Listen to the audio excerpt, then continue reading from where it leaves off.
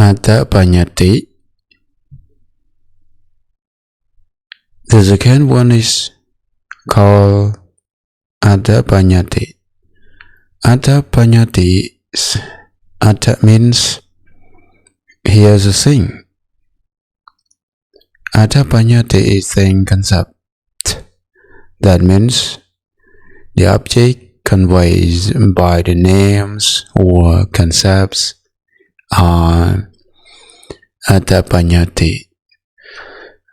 That means the objects represented by these names.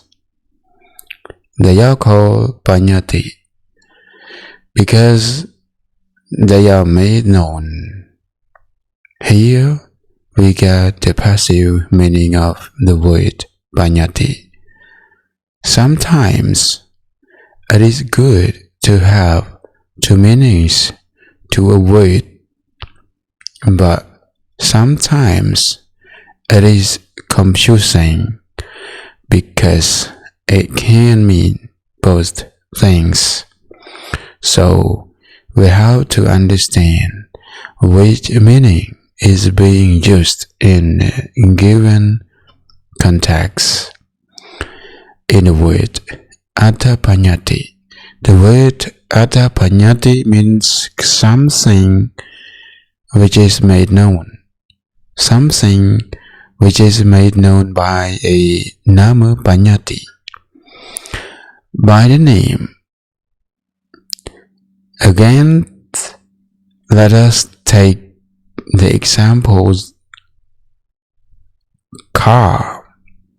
We have the name car, and we have the thing which we call a car. That thing is Attha Pannatti. Thing concept. The name car is Nama Pannatti. In most cases, they are always these two Pannattis going together, Nama Pannatti and Attha Pannatti. A house, the name house is Nama Pannatti. The real house, the house itself, is Attha Pannatti. A man, the name man is Nama Pannatti. The person, the man is Attha Pannatti. In most cases, we can get both Nama Pannatti and Attha Pannatti for these things.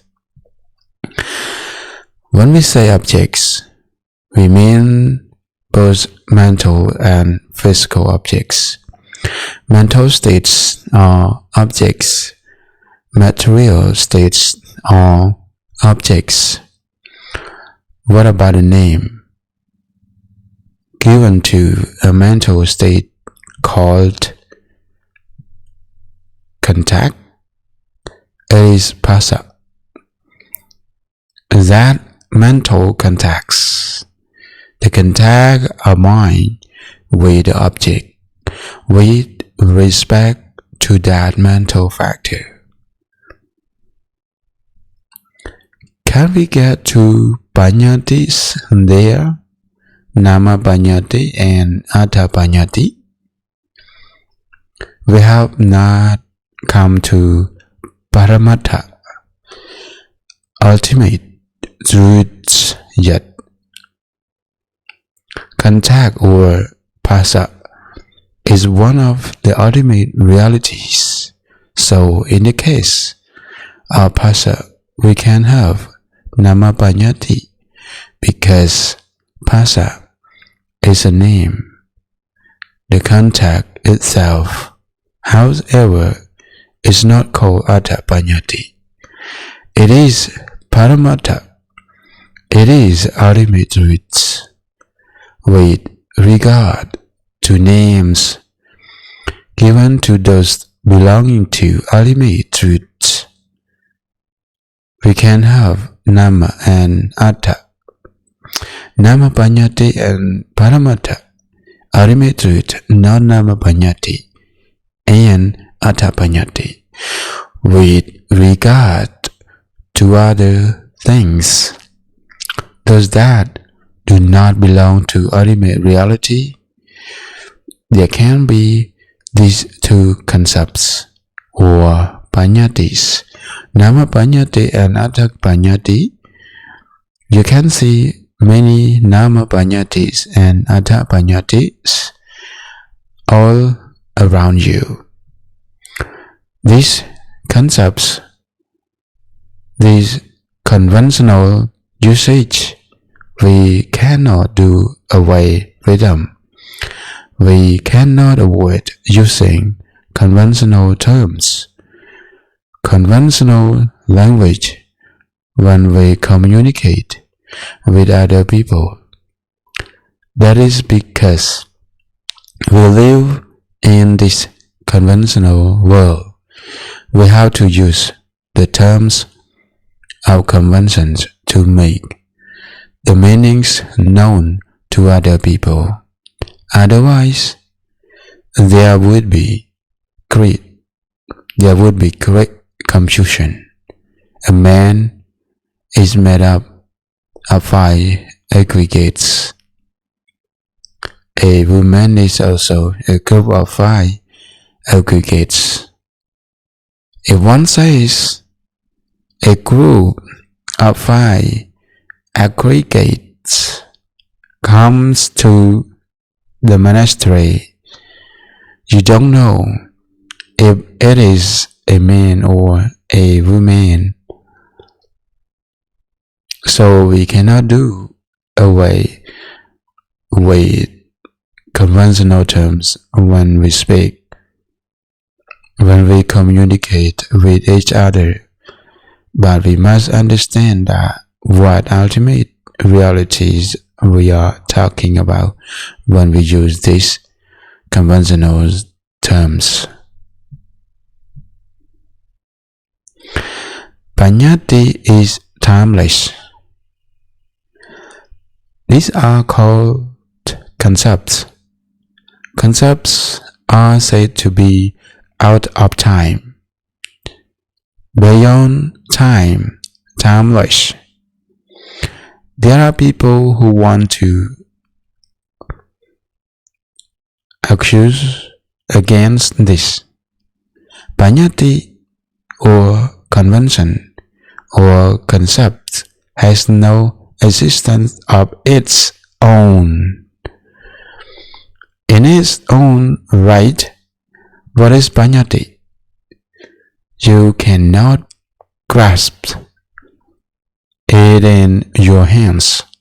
For example, a name. A name is a name. We cannot say a name arises, stays for some time, and disappears. A name is a name because it is in our minds. They are products of mental construction. We think of them as something, and then we use that destination. We use that destination. We use that designation. Since it is said to exist only in our minds, it actually has no reality, no existence. That is why it cannot be said that concepts is past, or concepts is present, or concepts is future. It is beyond this time frame. This is why Pannatti is said to be timeless. Only these phenomena, which have an arising and then a static state and a disappearing, only those that have this stages are said to be existent. Those that do not have these three, arising, aging, or dying, sometimes if something does not have these three passes of existence, we do not say it exists. The convention or the names given to the thing and the thing themselves are said to be non-existent in reality. As a man, you exist. A man is a conventional or a concept. The name is a concept, and the person is also a concept. The person does not really exist. What really exists is the five aggregates, but we call this group of five aggregates a man, a woman, a person, a being, and so on. A man, a woman, an animal, or whatever is only our mental projections or mental constructions. We think of them as existing, although actually they do not exist in the ultimate sense. In the conventional sense, they exist, since concepts have no arising, no aging, and no disappearing. They are said to be out of time. They are timeless. So Pannatti is said to be timeless, like Nibbana. Nibbana has no beginning, no arising, so it has no disappearing, no end. That is why Nibbana is also called timeless. In the same way, Pannatti is called timeless. We may say if we call something by some name that it arises at that moment. Let's take a car.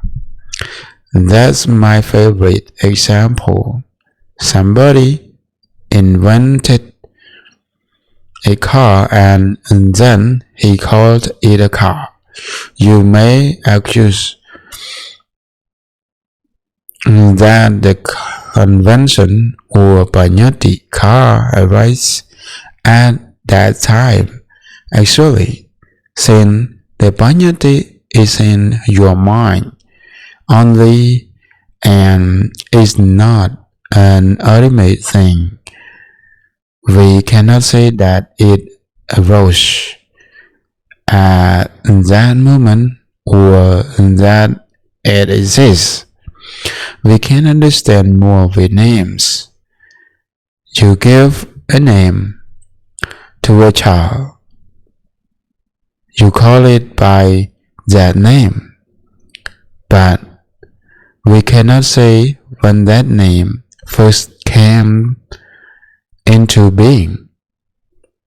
And then, when people use the name, it seems to exist. When people forget that name, it seems to disappear. Later on, somebody will come and say there was such a person by this name perhaps 100 years ago. We then remember that name again. So that name, which is a concept, is beyond time. It is not present. That it is not present, not past, and not future. So it is timeless. ultimate truths. The second one is ultimate truths. We are more concerned with ultimate truth because Abhidhamma deals with ultimate truth. What is ultimate truth? Ultimate truth is that which conforms to reality. In this book, it is said that if it is deducible, it is not an ultimate truth. Ultimate truth is that which is irreducible. It is the last thing which you cannot reduce any further. That is the ultimate truth. A person, or let us say a name or a man. The name man is a name concept. The person is a thing concept. What is really in that person is the five aggregates. These five aggregates have a beginning, also they age, and ultimately they die. They have this existence of their own, existence in their own right, so they are called ultimate reality. If we reduce what we call a person to the irreducible elements, we get the five aggregates, or we can say we get mind and matter. The five aggregates, or the members of these five aggregates, are called ultimate truth because they are real. They have a real existence. They have an existence in their own right. Consciousness means Chitta. Chitta would be an ultimate truth. It really is. It has the three paths of existence: arising, aging, and disappearing. After remaining for these three paths or these three stages, one consciousness disappears and then another consciousness arises. Since consciousness has arising, aging, and disappearing, we say that it exists in the ultimate sense. Ultimate truth is that which conforms to reality. It is called Paramattha Satya in Pali. Paramattha is defined as the ultimate or correct things. We can say ultimate or correct reality. Why? Because it is really as it is. It is not otherwise than is stated. It is not turned around. It is not turned round. It is not the reverse of what it is said to be. It is not the opposite of what it is said to be. It is not wrong. That is what we call the ultimate thing or the ultimate truth. When we say there is consciousness, there really is consciousness. Consciousness really exists. So consciousness is said to be the ultimate truth. The ultimate truth is not like things in magic shows or in mirrors. At magic shows, they will produce something out of nothing. We think they are producing a real thing, but actually they are static. Sometimes they seem to so real that we want to believe they are producing real things. Things shown and magic shows are not real. They are just illusions. In the same way, what we call a name, or what we call a woman, a car, or a house is an illusion. It is not a real thing. But what is real is the components contained in these things. I think you have seen a marriage. It is like water. From a distance, people who see it may think there is water there.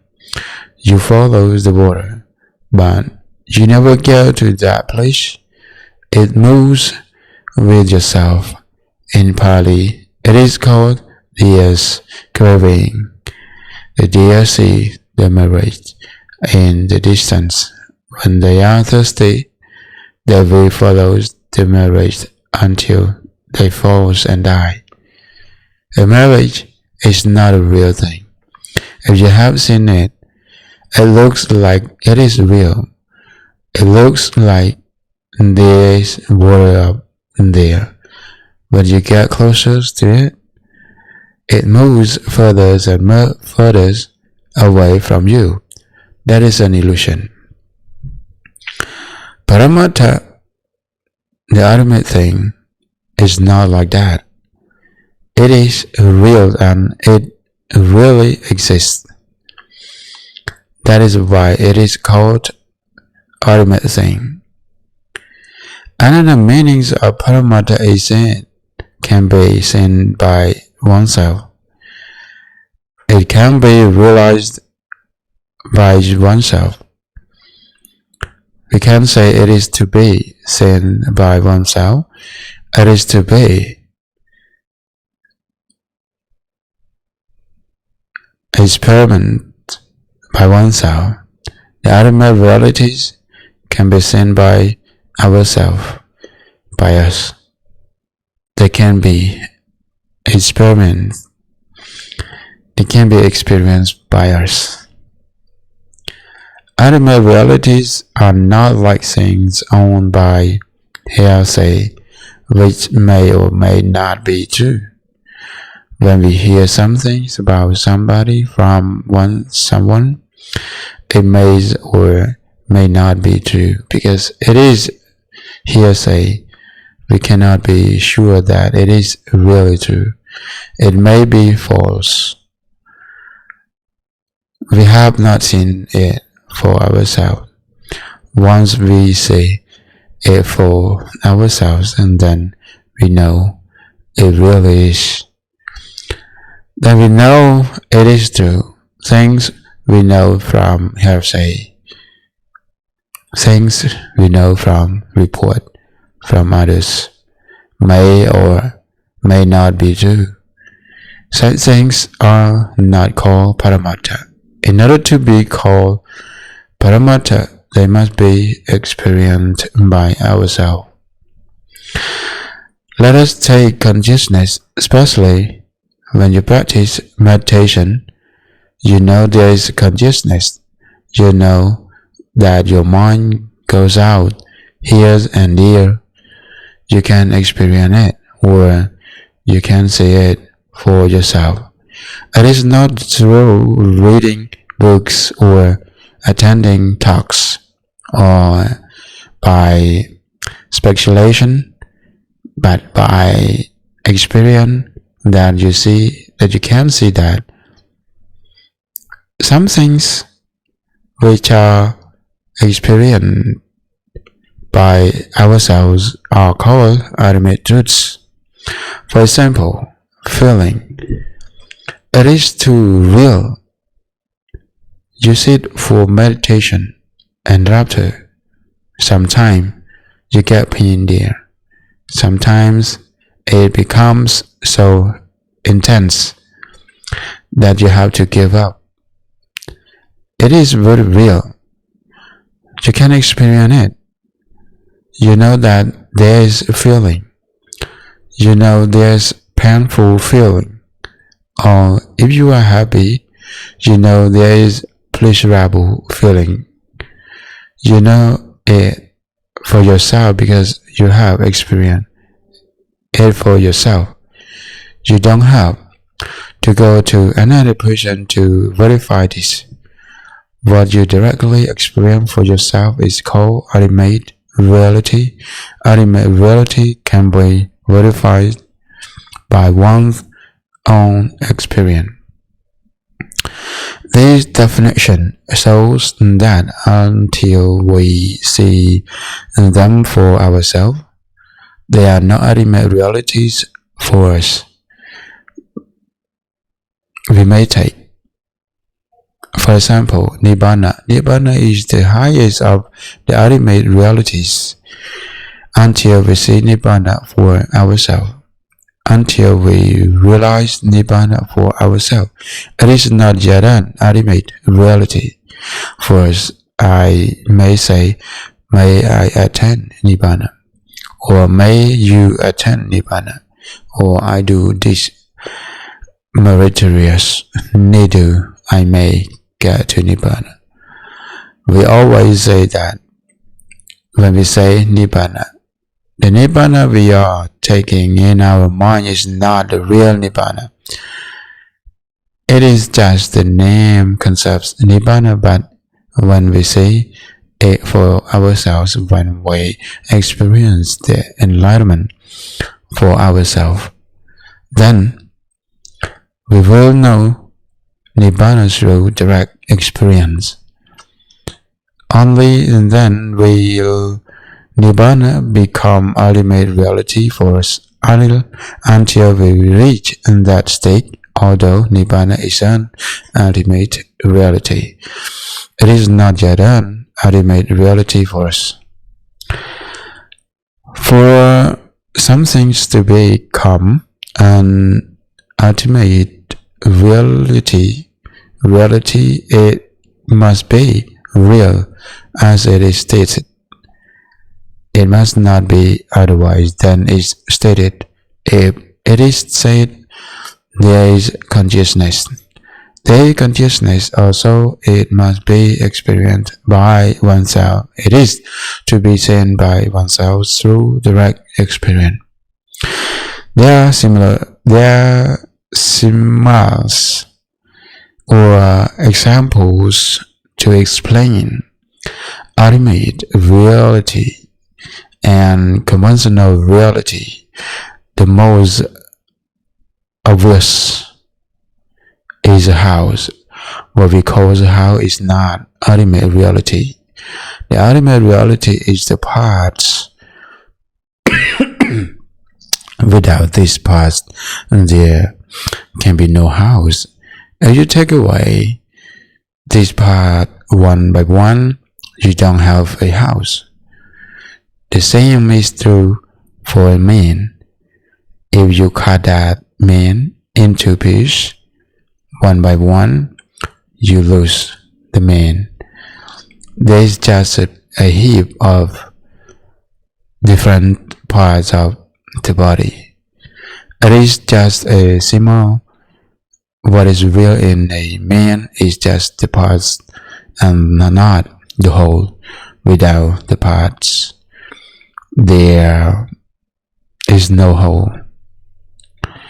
Another example is a circle of fire. That is very obvious. Door. Okay, there's a circle of fire really exists. If I pick up a torch, I pick up a torch and move it around, you say that you see a circle of fire. But you know there's no circles of fire. There's a fire at different places on the substance with the circumference of the circle. Your mind takes all these points and constructs a whole circle. Actually, there is no circles of fire. Everybody knows that the circles of fire is Pannatti. It does not really exist. What really exists is the light of the fire at different places, one at a time, one at each moment. We are so adept at constructing these thoughts, this image, into the holes that we think we see as circles of fire, but actually we don't see a circle of fire.